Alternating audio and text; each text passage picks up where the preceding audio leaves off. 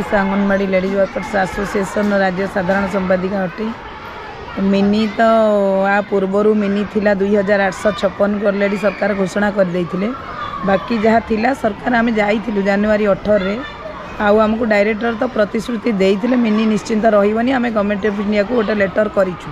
एटा दीर्घ दिनर आंदोलन थिला जेबेठु भी मिनी हेलानी सरकार पाखे भारत सरकार पाखे और राज्य सरकार पाखे आमर डिमांड थिला। तेणु से ताकू विचार को नेले जे मिनी गुड़ा प्रकृत में वास्तव में मेन हवा दरकार।